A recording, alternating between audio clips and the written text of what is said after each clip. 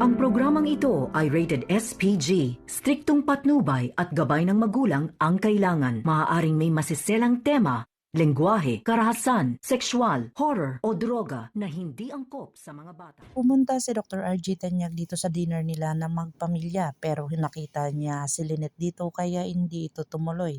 Dito na sinundan ni Lynette at dito na nalaman ni Dr. RG Tanyag na may pasa si Lynette sa braso. Dito niya na sinabihan si Lynette na binugbog ka ba ni Dr. Carlos Benitez, na kung saan itong si Lynette ay dinideny niya at hindi niya sinabi ang katotohanan dito kay Dr. RG Tanyag.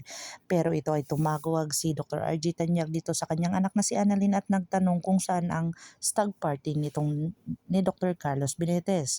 Sinabi naman dito ni Annalyn na kung saan dito na nga ay nalaman niyang pupuntahan daw niya si Dr. Carlos Benitez dahil kukumprontahin. Hindi alam ni Annalyn na kung ano ang dahilan kung saan agad-agad itong binagsak ang telepono. Dito na nag-aalala si Annalyn at kung saan tinawagan niya ang kanyang kaibigang si Harry.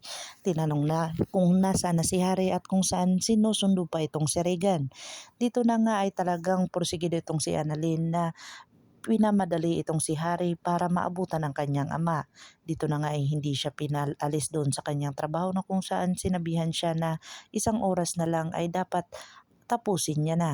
Dito na nga ay talagang hindi kampante itong si Annalyn na kung saan talagang umalis ito at dito niya na nakita at nasaksihan itong nangyari. Nakita niya itong isang lalaki na pinukpok ang kanyang amang si Dr. RG Tanyag. Dito na nga niya ay inawat at hindi niya na nahalata kung sino ang pumukpok sa ulo ng kanyang ama.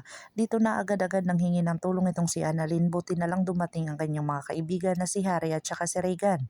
Agad-agad naman nila itong dinala sa ospital na kung saan may nakita itong si Annalyn doon sa lugar kung saan na-aksidente or pinukpok ang ulo ng kanyang ama.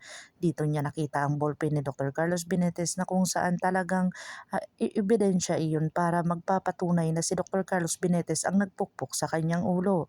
Pinukpok ito ni Dr. Carlos Benitez dahil lang sa sinugod talaga ito ni Dr. RG Tanyag kung saan pinagbibintangan siyang sinaktan niya si Lynette.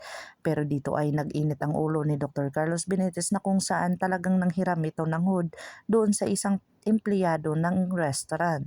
Dito na nga niya pinukpok itong si Dr. RG Tanyag dahil galit na galit siya dito. Pero si Annalyn talaga ay nakakita ng ebidensya na kung saan hindi inaasahan nung pagsuntok ni Dr. RG Tanyag dito kay Dr. Benitez ay nalaglag ang ballpen sa kanyang paa. Kaya ito ay talagang sumama doon at talagang naging ebidensya ito para kay Dr. Carlos Benitez. Dito na nga talagang si Moira ay talagang nagdala pa ng sorpresa dito sa kanila ni Giselle. Dito na nga ay talagang dinuro-duro niya na kung saan tira-tira daw ng Apex. Pero hindi niya inaasahan ang karma as reality talaga at digital na. Dito na nga siya ay napagbagsak ng kusa na kung saan ang kanyang dinalang buto-buto ay siya pa ring nagdulot ng kanyang pagkabagsak. Tinawanan siya ni Don Pepe at saka ni Giselle, lalong-lalo na si Lynette, kung saan talagang wala silang magawa at nagpatuloy na lang sila ng kanilang pagkain at kumain na lang sila ng ice cream dahil masayang masaya sila sa nangyari dito kay Moira. Abangan natin ang mga susunod pa na episode na ito, ang Abot Kamay na Pangarap.